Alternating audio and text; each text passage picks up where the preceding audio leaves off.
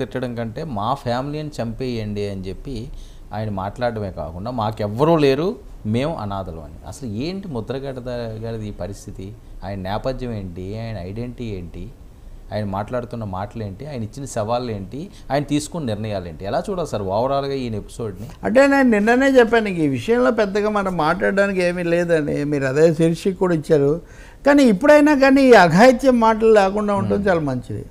ఈ అఘాయిత్యపు మాటలు, చంపుతాము లేదా చంపేస్తాము, మమ్మల్ని చంపేయండి, ఇలాంటివన్నీ ఒక ఎన్నిక జరిగింది, మీరే ప్రతిజ్ఞ చేశారు, మీరే మార్చుకున్నారు. మీరు ఎవరో మీ చర్చలోనే ఆమె అభినందిస్తున్నారు కూడా, మాకు సంబంధించిన ఆయన మా కుల పెద్ద ఇంత మాటకు నిలబడడం మాకు.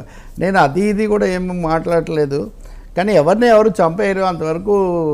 అందులోనూ అక్కడున్న పరిస్థితుల్లో దాని తీవ్రత తగ్గించడం కోసం మళ్ళీ ఇంకా కొన్ని మాట్లాడడం ఇది బొత్తిగా అనవసరం. ఈ వివాదం ముగించాలి ఎక్కడో చోట. మీరు ఒక అనవసరమైన ప్రతిజ్ఞ చేశారు, అనవసరమైన ప్రతిజ్ఞను మీరు అమలు చేశారు. ఇంకా అందరితో ముగించకుండా దాన్ని ఇంకా కొనసాగించటము, దాని మీద ఎవరెవరు ఇప్పుడు సోషల్ మీడియా అనేది అది పెద్ద విస్తారమైన సముద్రం లాంటిది. దాన్ని ఎవరు అదుపు చేయగలుగుతారు చెప్పండి?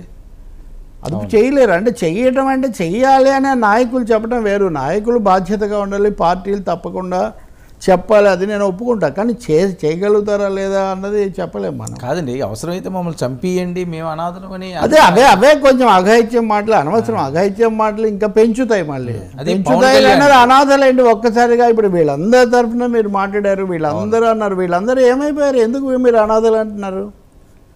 వీళ్ళందరికీ పెద్దగా మీరు బయలుదేరారు. మీరు ఏ పార్టీలోనే ఉండొచ్చు, లేకపోతే ఓడి ఉండొచ్చు, గెలిచి ఉండొచ్చు. వరకు కూడా ఓడిపోయారు, గెలిచారు. మరి అటువంటిప్పుడు ఒక్కసారిగా అనాథలు అయిపోయారు అని ఎందుకు అంటున్నారు మీరు? అంటే ఏదో ఒక సెంటిమెంట్ కోసము, లేకపోతే అన్యాపదేశంగా ఏదో ఒక ఉద్వేగాన్ని కలిగించే మాటలు తప్ప ఇవి. వీటిలో పెద్ద వాస్తవికత ఏమీ లేదు.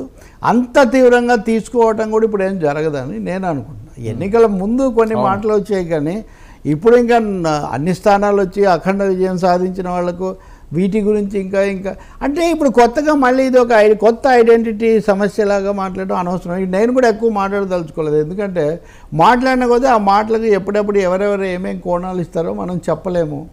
అందులో వ్యక్తిగత అంశాలు, లేకపోతే వాళ్ళ కులము, ఇట్లాంటి చాలా కోణాలు ఉన్నాయి. కాబట్టి నేననేది మీరు దీన్ని ముగించండి.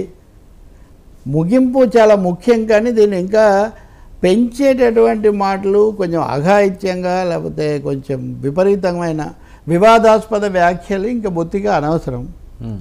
ఆయనే మాట్లాడకపోతే ఇంకెవరేం మాట్లాడలేరు కదా, ఇంకా అవసరమే ఉంది.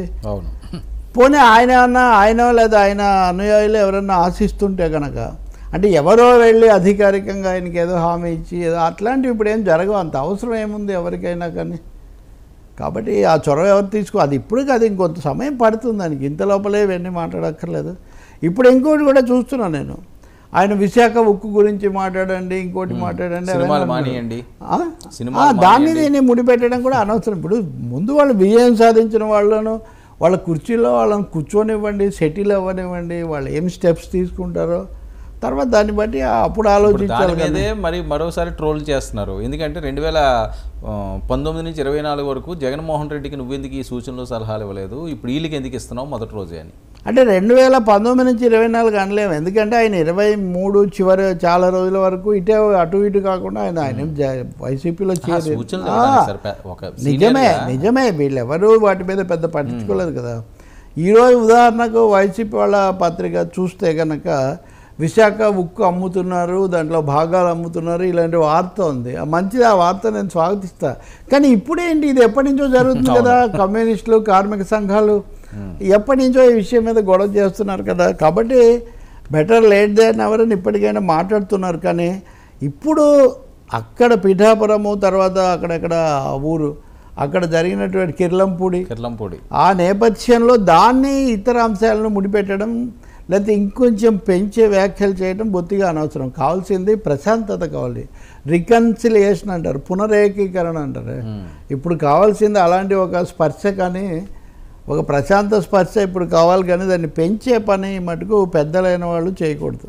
ఓకే, మీరు ఎందుకు ప్రతిజ్ఞ చేశారో, దాంట్లో కులం పేరు ఎందుకు పెట్టారో అవన్నీ మీకు మాత్రమే తెలియాలి. ఎవరిని చంపారు, బహుశా అలాంటి మాటలు వాడడం కూడా అనవసరం. ఓకే సార్, అంత తీవ్ర పదజాలం. ఈవీఎంలపై కేసులు